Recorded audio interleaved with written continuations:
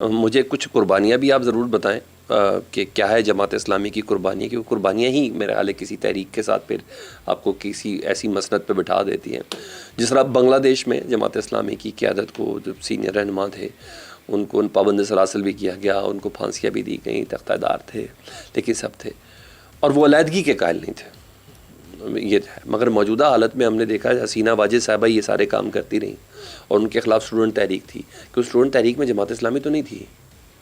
چاہتی تو اس میں اپنا ان پٹ ڈال سکتی تھی جماعت اسلامی. تو ایسا کیوں ہے کہ بالکل پیک پہ آ کے آپ لوگ بالکل سلو ہو جاتے ہیں، جہاں ایسا لگتا ہے کہ جیسے اس اسمارٹ موو کی کہیں کمی ہے. تو ایسا فیل کرتے ہیں آپ لوگ؟ اچھا، قربانیاں تو یہاں سب سے زیادہ جماعت اسلامی نے ہی دی ہیں. ٹھیک ہے. مولانا مودودی صاحب کو 1953 میں سزائے موت سنائی گئی. 2 افراد کو سزائے موت سنائی گئی تھی 1953 کی تحریک ختم نبوت میں. ان میں ایک مولانا مودودی صاحب تھے، دوسرے مولانا عبدالستار نیازی تھے. تو مولانا مودودی کو جیلوں میں ڈالا گیا، سزائے موت سنائی گئی. میاں طفیل محمد صاحب، ہماری قیادت کے بے شمار لوگ، اپنا ذکر میں ایسے ہی بیچ میں آ گیا. 13 مرتبہ تو میں جیلوں میں گیا ہوں اور کئی زندگی کے کتنا ہی عرصہ جیلوں میں گزارا ہے. تو قربانیاں دی ہیں جماعت اسلامی نے، پھر جانی قربانیاں دی ہیں. یہ مشرقی پاکستان جسے بنگلہ دیش آج ہم کہنے پہ مجبور ہیں، اس مشرقی پاکستان کو پاکستان رکھنے کے لیے کہ یہ ایک ہی رہے، چاہے وہ مجیب الرحمان ہی وزیر اعظم بنے، تو اس کے لیے جماعت اسلامی نے 10,000 جوانوں کی قربانی وہاں دی ہے. ان کو شدید ترین تشدد ان پہ کیا گیا، جیپوں کے پیچھے باندھ کر گھسیٹا گیا، سگریٹوں سے ان کے جسم پر جو ہے وہ بنگلہ دیش زندہ باد لکھا گیا. ان کا مطلب ایک ایک عضو کاٹ کر ان کو جو شہید کیا گیا. اور یہ بے شمار لوگ تھے. ابھی جن کا جو بنگلہ دیش جماعت اسلامی، یہ پہلے جماعت اسلامی پاکستان ہی تھی نا. یہ مطیع الرحمان نظامی صاحب، یہ پروفیسر غلام اعظم صاحب، یہ عبد القادر ملا اور جتنے لوگ شہید ہوئے، قمر الزمان ہے، دیگر ہیں، علی حسن مجاہد ہیں، ان سب کو جن کو یا پھانسیوں پہ یا جن کے جنازے جیلوں سے نکلے ہیں، 80 90 سال کے یہ لوگ جیلوں میں پڑے رہے. تو یہ بڑی قربانیاں ہیں. یہ جو تحریک اٹھی ہے یہ ان قربانیوں کے صدقے ہی اٹھی ہے. ان میں جو طالب علم ہیں وہ اسلامی چھاتر و شبر کے، جسے ہم جہاں پر اسلامی جمعیت طلبہ کہتے ہیں اور وہاں پر اسلامی چھاتر و شنگو پہلے تھی، اب چھاتر و شبر ہے. تو وہ بہت بڑی ان کے کنٹریبیوشن ہے، وہ اس میں شامل ہے. اچھا یہ بتائیں، جس زمانے میں ہم بڑے ہو رہے تھے اس زمانے میں نا کشمیر میں بڑا جہاد کا تھا، یہ تھا. تو یہ ایک الزام ہے کہ کبھی اس جہاد میں جماعت اسلامی کی لیڈرشپ کا کوئی بیٹا نہیں اس میں شامل تھا. وہ جمعیت کے پلیٹ فارم سے لوگوں کی ذہن سازی بھی ہوتی تھی جہاد کے لیے، اور پھر کشمیر میں جا کے لڑتے ہیں. ہم نے کئی ڈیڈ باڈیز اپنے سامنے وہ ریسیو بھی کیں، دیکھی بھی، اور کہا جاتا ہے کہ جی جس پہ کئی، میں ابھی کیا نام لوں، کچھ کے نام میرے ذہن میں بھی ہیں، کہ ان کے بچے یورپ اور امریکہ میں پڑھتے رہے اور ادھر بچے کشمیر میں شہید ہوتے رہے. تو کبھی یہ چیزیں ڈسکس ہوئی ہیں ودین جماعت کے، یار کوئی ایک آدھا اپنا بچہ بھی ذرا بھیجا جائے؟ اچھا، سارے مطلب جو تھے نا جی، بڑی بڑی قیادتوں کے لوگ وہاں پہ بچے شہید ہوئے ہیں. اچھا. مولانا جان محمد عباسی صاحب جماعت اسلامی کے نائب امیر تھے، ان کا بیٹا. پھر اسی طرح لیاقت بلوچ صاحب، ان کا ایک قریبی عزیز بھانجا. پھر اسی طرح سے ہمارے جسٹس ملک غلام علی صاحب منصورہ میں ہی رہتے تھے، ان کا بیٹا. انور نیازی صاحب ہمارے نشر و اشاعت کے تھے مرکز میں، ان کا بیٹا. صفدر چودھری صاحب ہمارے مرکزی نشر و اشاعت کے ناظم تھے، ان کا بیٹا. یہ اگر گنتے چلے جائیں تو ایک بڑی فہرست ہے.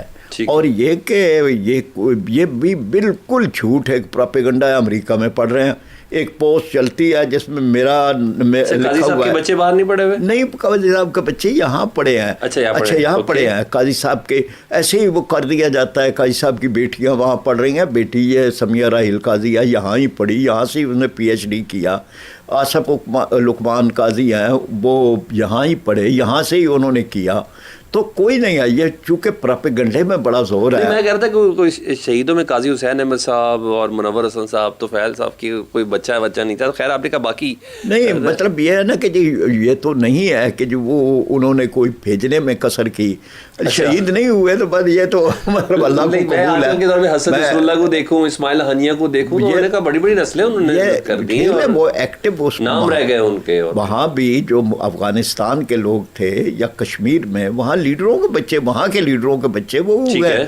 یہ تو مدد دینے کے لیے گیا نا پاکستانی. بنیادی طور پر تو یہ افغانستان والوں کی اپنی تھی, کشمیر والوں کی اپنی ہے. ٹھیک. اچھا, جماعت اسلامی کا ایک طلبہ کا ونگ ہے نا جمعیہ, جس کے آپ بھی حصہ رہے ہیں, اور جس مقصد کے لیے بنائی گئی تھی, آج کل کے دور میں وہ مقاصد پورے ہو رہے ہیں؟ بالکل ہو رہے ہیں. لیکن یہ مقاصد یہ تھے کہ تعلیم, اسلامی نظام تعلیم قائم کریں, تعلیم کا معیار بہتر ہو, طلباء کو سہولتیں ملیں, طلباء کو ذہن سازی کی جائے, تربیت کی جائے. یہ اگر اسلامی جمعیت طلباء ایک بہت بڑا کام ہے, ورنہ یہ منشیات کے اڈے تعلیمی ادارے بن چکے ہیں. اب بھی جہاں اسلامی جمعیت طلباء نہیں ہے وہاں پر منشیات کے اڈے بنے ہوئے ہیں. وہاں پہ آئس جو ہے وہ کھلے عام ہے, آپ تو جانتے ہوں گے. یہ بڑا کنٹریبیوشن ہے اسلامی جمعیت طلباء کا کہ اس نے نسلوں کو بچایا ہے, اس طرح نشے سے بچایا ہے, بے راہ روی سے بچایا ہے, مقصدی تعلیم کی طرف لائے ہیں, تربیت کی ہے.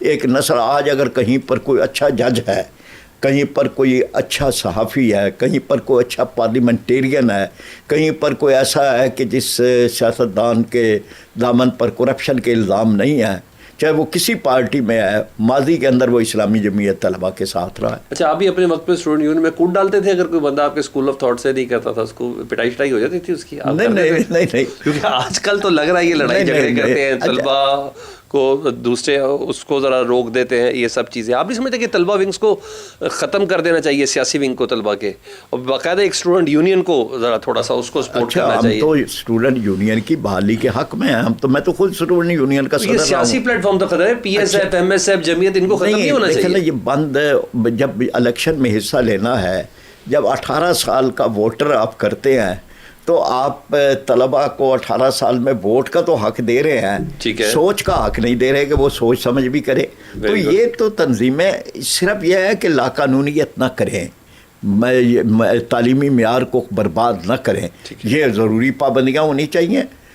جب جن اداروں میں اسلامی جمعیت طلباء نہیں ہے وہاں پہ تو قتل و غارت زیادہ ہوتی ہے. وہاں موٹر سائیکل چوری کے موٹر سائیکل وہاں ہاسٹوں سے ملتے ہیں, وہاں سڑکوں پر چلنے والی ویگنوں سے پتھے وصول کیے جاتے ہیں, قبضہ گروپ بنتے ہیں, مافیا بنتا ہے. ہم نہیں سمجھتے کہ یہ تعلیمی اداروں میں ایسی چیزیں ہونی چاہیے.